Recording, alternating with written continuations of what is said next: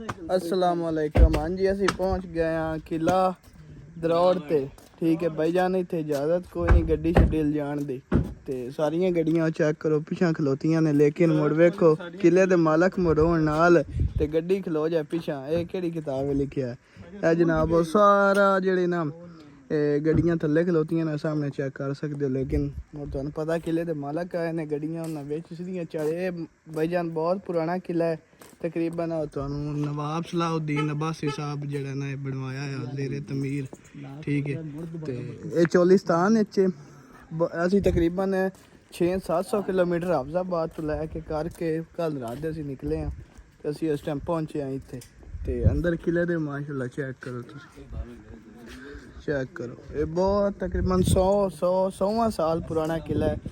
सही है सारे भाई असी हम किले दे विच एंटर होंदे पे तुहानू विखाने अंदरों जाके चेक करो इतने किवें बढ़ना है। ओए अस्सलाम वालेकुम भाईजान क्या हाल है ठीक हो।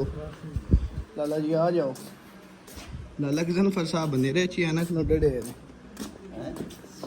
नजर आ रहा है आपको जी ਅਸੀਂ कम अज कम ਆਉਂਦੇ ਪਏ ਆ ਜੀਪ ਰੈਲੀ ਤੇ ਸਾਨੂੰ ਕੋਈ 5-6 ਦਫਾ ਹੋ हाँ जी रैली ਤੇ चोलिस्तान ਸਾਡੀ ਐਂਟਰੀ ਕਿਲੇ ਚ ਨਹੀਂ ਹੋਈ नहीं है ਲਾਲੇ ਹਰੀਆ ਚ ਪਹਿਲੀ ਲਾਲਾ ਤੇ ਫਿਰ ਲਾਲਾ ਕਿਲੇ ਦੇਖੋ ਖੋਲ ਗਏ ਭਾਈ ਉਹਨਾਂ ਗੱਡੀ ਵੀ ਵੇਖੋ ਨਾ ਇਹ ਕਿਲੇ ਦੇ ਵਿੱਚ ਹਮੇਸ਼ਾ ਬਾਦਸ਼ਾਹਾਂ ਦੇ ਘੋੜੇ ਹੁੰਦੇ ਹਨ। ਵੇਖ ਲਓ ਕੁੱਤੇ ਵੀ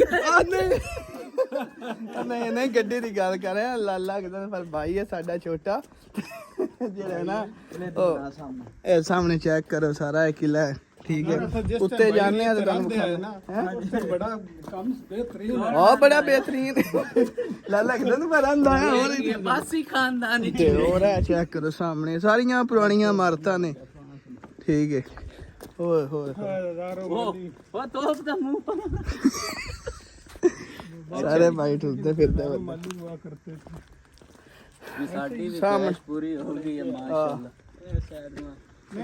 ए चेक करो सामने सारियां ओ ते नवी लगदी पई है सामने ते ए चेक करो ये जनाब किला है इत्थे असी अक्सर आविदा जीप रैली वेखन ते ओ जीप रैली वाला स्टेडियम हो थोड़ा जिहा ना 5-7 किलोमीटर दूर है जी नहीं ये कमरा ना आंदा चेक करो आसिया जेड़े ना वो तुहानू छोटे छोटे बंदे नजर आ रहे होने ने।